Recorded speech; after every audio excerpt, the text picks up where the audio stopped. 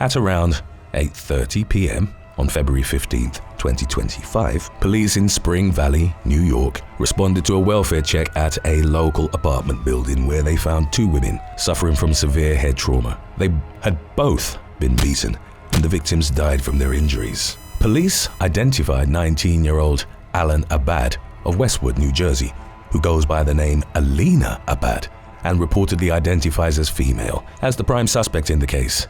In the day leading up to the murders, Abad had posted videos of herself dancing in the snow on TikTok and eating pizza, giving no indication of the horror that was to come. According to authorities, Abad and the victims knew each other, although the nature of their relationship has not been specified. Less than 24 hours after discovering the mortally wounded women, Abad was arrested on 2 counts of first-degree murder. She remains in custody at the Rockland County Jail as she awaits her next court hearing.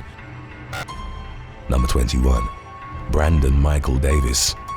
38-year-old Dusty Ray Nobles was shot dead in broad daylight in January 2025 while changing his car tire outside the Eddy, Texas home of 18-year-old Brandon Michael Davis. The two men had had problems with one another earlier that day, and a witness later told police that Davis got upset when he learned that Nobles was in his driveway. Davis told his grandfather to go outside and tell Nobles to leave. When his grandfather returned, he said it would take 30 minutes to an hour for Nobles to finish fixing his car. According to the witness, Davis told his grandfather to go back outside and tell Nobles that he had 10 minutes to finish changing his tire and leave. An argument broke out between Davis and his grandfather, and Davis shoved past the senior citizen as he grabbed a rifle and went outside. The witness later claimed that he tried to stop Davis from whatever the team was about to do. His attempt to tackle the young man was unsuccessful, and he heard a brief exchange of words between Nobles and Davis, followed by a gunshot.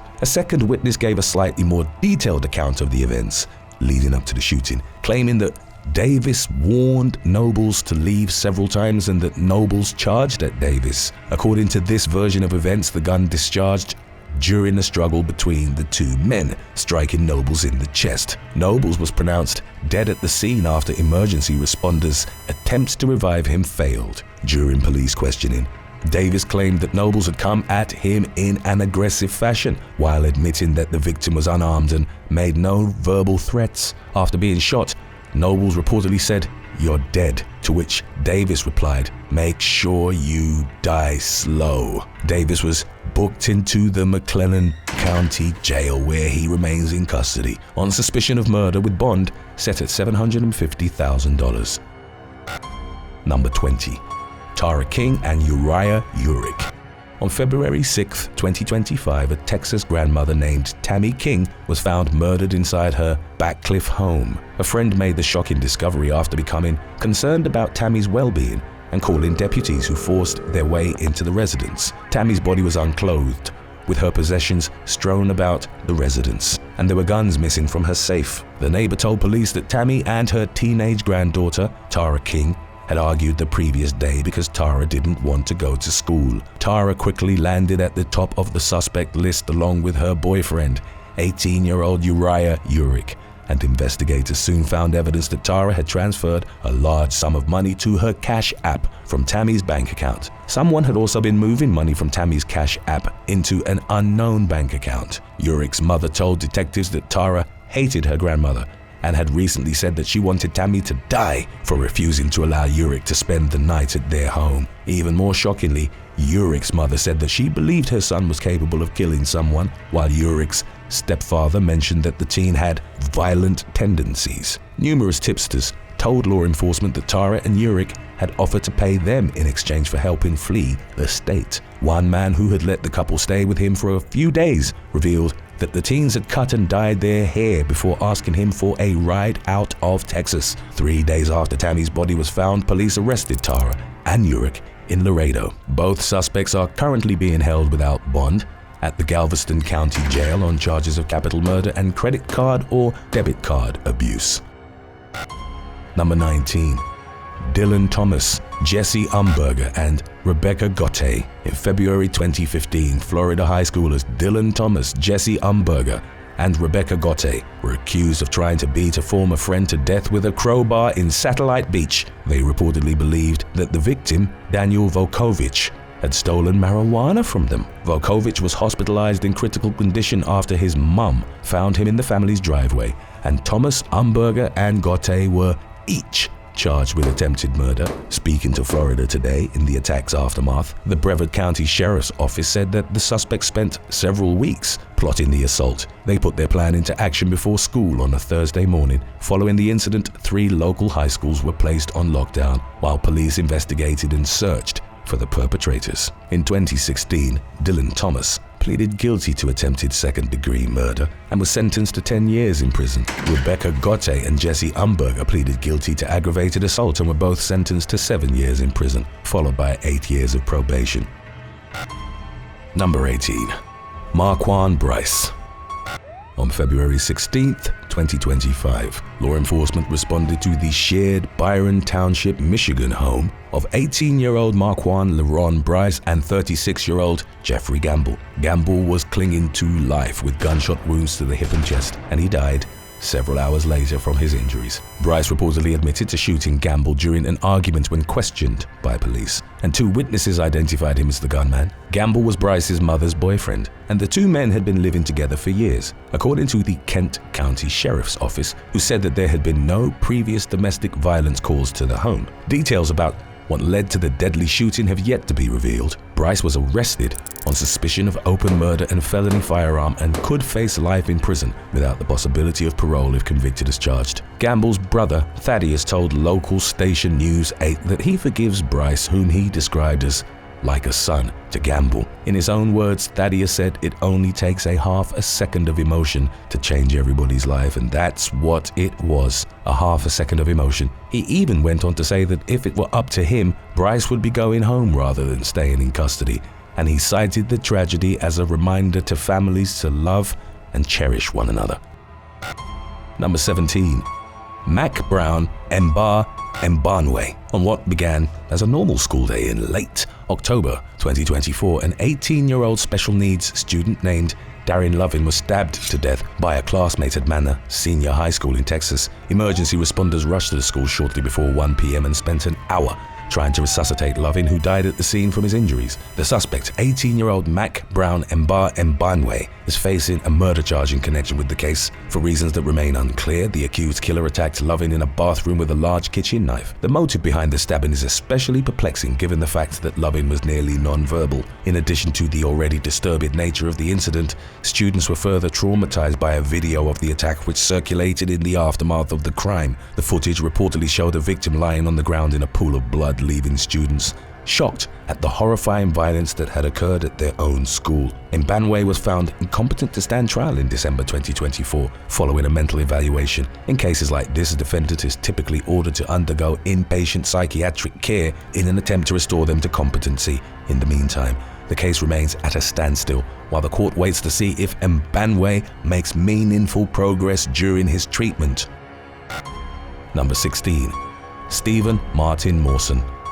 20-year-old Keyshawn Cage's life was cut short in October 2024 when he was shot dead in southeast Austin, Texas. The accused killer, 19-year-old Stephen Martin Morson, is facing charges of murder and tampering with evidence. Morson's bond was initially set at $800,000, but the judge overseeing the case lowered the amount to just $200 after the prosecution failed to obtain an indictment within the 90-day deadline imposed by state law. He was released on house arrest and GPS monitoring in February 2025, causing the victim's family to fear for their safety. The requirement to spring Morson loose also bothered Austin Police Association President Michael Bullock, who called it a slap in the face to Austinites who could potentially become the next victim, during an interview with Fox News. But Morson's freedom was short-lived, much to the relief of Cage's family. Following his release, the district attorney's office managed to secure indictments for his charges, and his bond was raised to $100,000. He's now back in custody at the Travis County Jail, where he'll remain unless the bond amount is changed yet again, or he comes up with the $10,000 necessary to secure his release. Number 15. Lukas Mironovas. In April 2018, 47-year-old Kimberly Mironovas was found strangled and stabbed to death at her Litchfield, Maine home. The investigation quickly narrowed its focus on Kimberly's teenage son, Lukas, who was resentful toward his mother for their recent move to Maine from neighboring Massachusetts. Lukas had also recently been kicked out of his new high school due to behavioral and mental health issues, further exacerbating the already existing rift between him and Kimberly. According to the authorities, Lukas had conspired with two friends, William Smith and Thomas TJ Severance, to kill Kimberly while the boys were visiting during spring break. The plot formulated after Kimberly accused the boys of taking her marijuana and refused to drive Severance and Smith home. Court documents state that the trio's original plan was to mix prescription pills with Kimberly's wine, but the suspects decided to stab and strangle the victim when the pills failed to mix thoroughly with the beverage. At around 1 a.m., Lukas and Smith snuck into Kimberly's bedroom and attacked her while she was sleeping. The three teens were arrested later that morning after being pulled over in Kimberly's car by a Maine state trooper. In April 2019, TJ Severance pleaded no contest to a conspiracy to commit murder charge in exchange for keeping his case in juvenile court. He was ordered to remain in custody at a youth correctional facility until the age of 21. William Smith, who was accused of masterminding the murder and subsequent cover-up, pleaded guilty to murder and was sentenced to 28 years behind bars. Lukas Mironovas waived his right to fight to keep his case in juvenile court and pleaded guilty as an adult to murder and conspiracy to commit murder. He was sentenced to 25 to 33 years in prison. Number 14. Daniel Rounce. In February 2023, British teenager Daniel Rounce followed an elderly woman named Linda Love into her IS Monsell, Leicester home and stabbed her 79-year-old ex-husband to death in their living room. He then fled the scene and was arrested hours later. Rounce never explained his reason for killing Gerald Wick, despite having meticulously planned the crime in advance. He reportedly claimed he had killed Wick in a panic during an attempted robbery, but this explanation was rejected by prosecutors who accused him of attacking the senior citizen in a premeditated fashion. The teen killer was initially deemed mentally unfit to enter a plea, but he was eventually determined to be well enough to face a jury. In 2024, a jury found Rounce guilty of murder and he was sentenced to life with a minimum of 25 years. While handing down the punishment, the judge accused the defendant of faking mental illness in an attempt to see what he could get away with, describing Rounce's actions as truly wicked. The judge also accused him of targeting the elderly and mercilessly plunging a knife into Wick's chest at a moment when he had total control of his actions. Number 13. The murder of Michael McCune. A rivalry between rival high school students in Cedar Rapids, Iowa, reached its breaking point on February 18th, 2023, resulting in the shooting death of a teenager named Michael McCune. The events leading up to McCune's murder began when Tremontez Lockett messaged the victim on Snapchat. They arranged to meet at an apartment building and Lockett drove to the address in a stolen RAV4 with Dante Irvin, Bannon, BJ Berry, and Devin Gardner. After arriving at the building, Lockett asked McCune to come outside, at which point Irvin and Berry opened fire on him, shooting him at least 8 times. McCune died from his injuries and Irvin, Berry, Gardner, and Lockett were charged with murder. The killing reportedly stemmed from previous conflicts and rival gang affiliations among the youths that had formed during their time together at the State Training School in Eldora, a disciplinary and rehabilitative facility for troubled boys. In June of 2023, Dante Irvin pleaded guilty to first-degree murder in juvenile court as part of a plea deal and was remanded to a juvenile facility with sentencing delayed until his 18th birthday. Bannon BJ Berry also took a plea deal and admitted to a conspiracy charge. He's facing up to 50 years in prison. In January 2025, Devin Gardner pleaded guilty to first-degree theft and conspiracy to commit a forcible felony. He faces up to 32 years in prison but could also be sentenced to probation or a deferred judgment. After turning down 2 previous plea deals, Tremontez Lockett pleaded guilty to second-degree murder, conspiracy to commit a forcible felony, and first-degree theft. Under the agreement, he'll serve concurrent prison sentences totaling 60 years. Number 12. Joshua Keyzer. For reasons that may never be fully understood, a Michigan teen named Joshua Keyzer brutally assaulted and murdered his 21-year-old cousin, Cassandra Keyzer, at their grandmother's house in Wayland Township in June of 2014. He also attacked his 67-year-old grandmother, who called 911 and reported that she had been stabbed in the neck. Officers arrived at the home where Keyzer lived part-time to find him standing on the roof covered in blood with a knife in his hand. He attempted to run after falling into some bushes and was tased into submission. Inside the home, cops found Cassandra's partially clothed body. She had suffered multiple stab wounds, including a cut to the throat, and Keyzer had written "My bad" on the wall with her blood. When questioned about his motive for the gruesome crime, Keyzer had no explanation. He had no criminal history, and up until that point, had been known for being polite and respectful. Perhaps not surprisingly, concerns surrounding Keyzer's mental health landed at the center of the case. He was deemed competent after undergoing 2 psychiatric evaluations. In May of 2015, he pleaded guilty to felony murder and other charges surrounding Cassandra's death and was sentenced to 40 to 60 years in prison. Keyzer will be 56 years old when he becomes eligible for parole in 2056, and he could remain behind bars until the age of 79. Number 11. The murders of Jhiquez Roberts and Emoni Shears.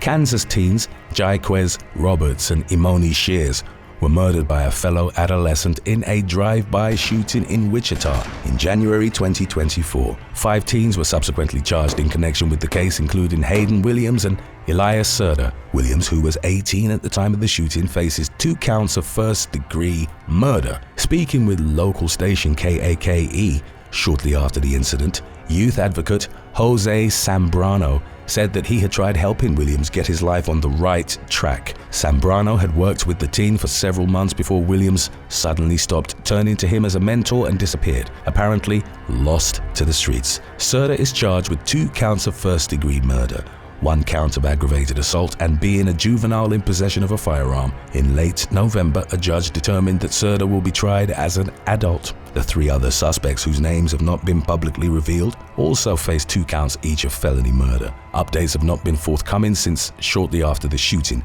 leaving the current status of the case unclear. Number 10. Jeremy Dewayne Thomas.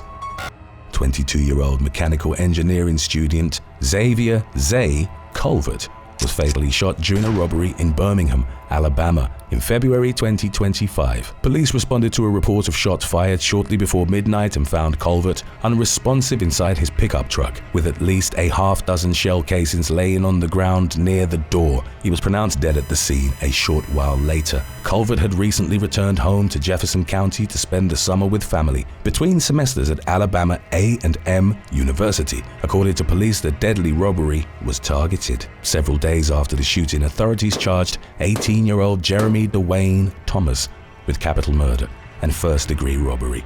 He remains held without bond at the Jefferson County Jail as he awaits his next court hearing. Number 9. Jolene Doherty. Jolene Doherty became one of Britain's youngest ever female killers in 2018 when she stabbed a fellow teenager named Conor Cowper to death at an alcohol and drug-fueled party in the Scottish village of Hollytown in Lanarkshire. The two had met just hours before Doherty launched the frenzied and unprovoked knife attack against the young man while pregnant and high on cocaine. By then, she already had an established history of carrying blades and bad behavior in general, which had led to her being expelled from school as a preteen. According to witnesses, Cowper took a liking to Doherty, who catapulted into a tirade after he called her a stupid wee girl. The young woman then fled the scene as witnesses tried in vain to save Cowper, who was pronounced dead at the scene. Prosecutors accused Doherty of wanting to be the center of attention and trying to create animosity between 2 men during the party. She denied murdering Cowper, claiming she had acted in self-defense when he got mad at her for kissing another guest. Doherty's identity as Cowper's killer was revealed in 2019 after her 18th birthday. At the time, she was serving a life sentence with a minimum of 16 years. After the news of her identity came to light, media outlets circulated footage and images of her attacking a special needs boy at her school 6 years prior to Cowper's murder. The video showed Doherty challenging the boy to hit her before she punched him in the face. Instead of taking her up on the challenge, the victim refused to react violently, which only seemed to make Doherty even angrier as she screamed obscenities in his face and struck him at least a half dozen times in the head and chest. Doherty already wasn't exactly a well-liked individual by the time the clip surfaced, but news outlets began describing her as Britain's most hated woman after the video went viral. Number 8. Emily Jean Motyka. On February 9, 2025, New York State Police in Canandaigua received a concerned call from a Minnesota family regarding the welfare of a 24-year-old transgender man named Sam Nordquist. Investigators traced Nordquist's last known location to the Patty's Lodge Motel in Hopewell, where he had been living with 38-year-old Precious Azuaga. 3 days later, police found Nordquist's murdered remains in a field in neighboring Yates County, roughly 20 miles from the motel. While investigators have not revealed a motive for the crime or how Nordquist was killed, one law enforcement member described the murder as one of the most horrific crimes they had ever investigated. Nordquist had moved to New York State from Minnesota in September 2024. He fell out of touch with his family in late January, prompting the search that resulted in the discovery of his body. According to police, he was subjected to prolonged and repeated torture, which lasted for more than a month leading up to his death. 5 people have been arrested in connection with Nordquist's murder, including Azuaga and 4 others, with 19-year-old Emily Jean Motyka of Rochester being the youngest of the suspects. Azuaga and Motyka are currently in custody at the Ontario County Jail, along with 30-year-old Jennifer A. Quijano, 33-year-old Kyle Sage, and 30-year-old Patrick A. Goodwin. News of Nordquist's murder sent shockwaves through the LGBTQ+ community and its supporters, who initially feared that the victim had been targeted for being transgender. Police have since clarified that they do not believe this is the case, as almost all of the suspects themselves identify as LGBTQ+. Authorities are releasing limited details about the crime for the time being as the investigation continues.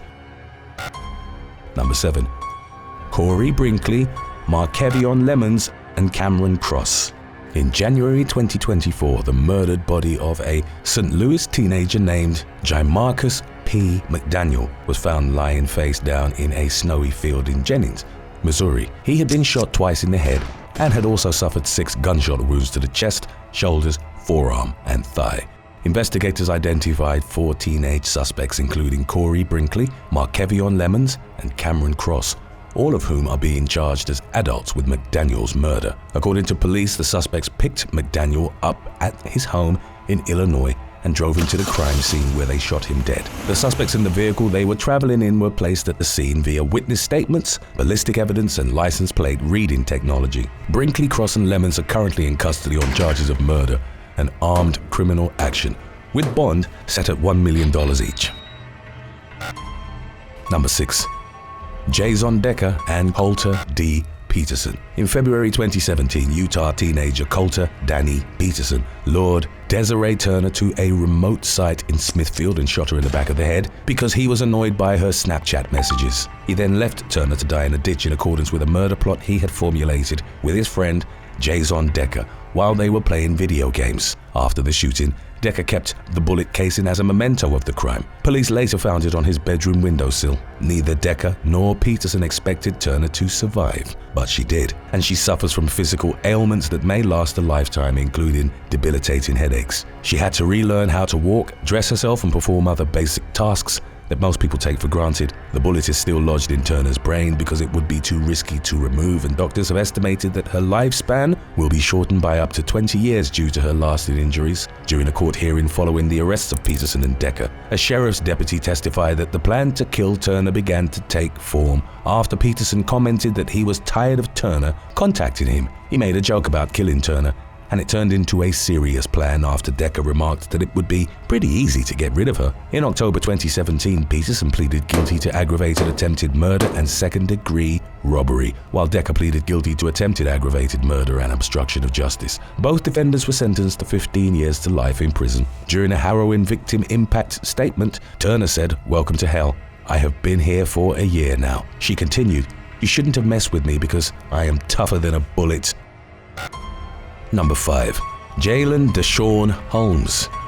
19-year-old Caden Lynch and her stepsister, 18-year-old Madison Daly, were found shot to death inside their Beulah, Alabama home shortly before 4 p.m. on Christmas Eve in 2024. Police traced the crime to their neighbor, 18-year-old Jalen Dashawn Holmes, who had reportedly assaulted his mother and stolen a gun from her nearby home earlier that day. According to law enforcement, Holmes then entered the home of Lynch and Daly and killed the young women in cold blood. He was still at the scene when police arrived and was taken into custody that night. Holmes is facing at least 5 charges, including capital murder, and remains held without bail at the Lee County Jail. Authorities have yet to reveal an alleged motive for the double homicide.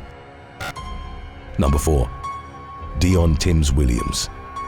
54-year-old psychiatrist Dr. Gary Jenkins was murdered in a homophobic attack at the hands of a teenager named Dionne Timms-Williams in July of 2021. He entered Boot Park in Cardiff, Wales, during the early morning hours and was brutally assaulted by Timms-Williams, 25-year-old Jason Edwards, and 36-year-old Lee Strickland. The beating lasted for at least 15 minutes, while an audio recording captured Jenkins's anguished pleas for mercy. Jenkins was rushed to the hospital unconscious and clinging to life. He died 16 days later after never regaining consciousness, and the accused perpetrators were charged with his murder. In the audio recording of the fatal beating, Timms-Williams could be heard yelling, "Do it!"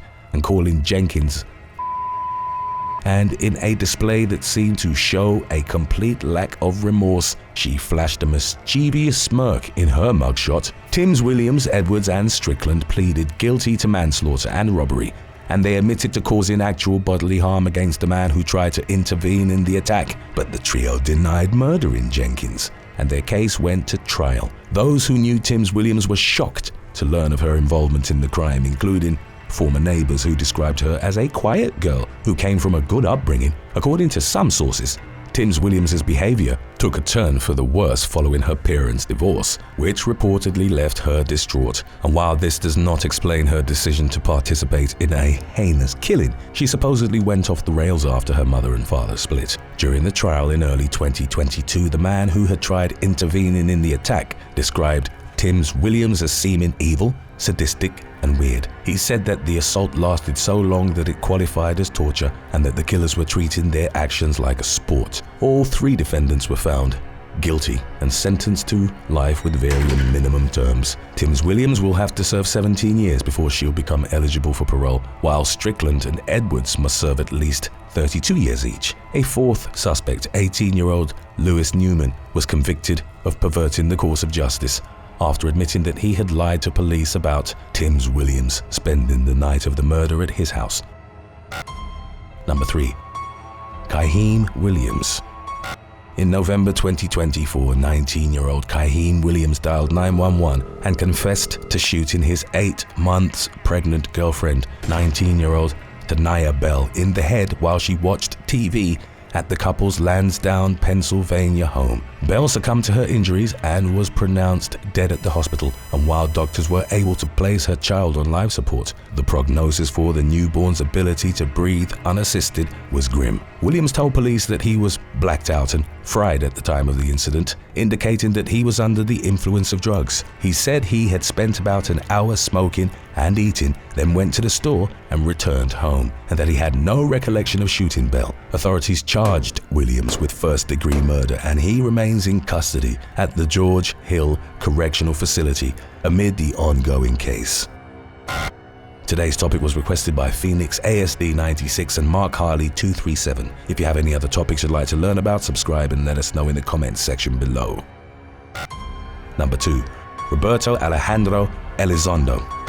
Devin Jaden Sanchez was shot dead in the driveway of a San Antonio, Texas home in January 2025. Police arrived at the scene to find the teenager's bullet-riddled body collapsed on the pavement along with a victim who survived with injuries. The surviving victim told police that he had made plans to meet with the accused killer, 18-year-old Roberto Alejandro Elizondo, to trade weapons after discussing the details of the exchange on Instagram. Sanchez was not directly involved in the transaction but was standing on the sidewalk nearby when Elizondo allegedly opened fire on the young men in an unprovoked fashion. The alleged gunman fled the scene with a passenger in a Ford Bronco and was later identified. With help from a civilian tipster, Elizondo was identified in a lineup by the surviving victim and is now facing a murder charge. Records show that he was released from jail and is free amid the ongoing case.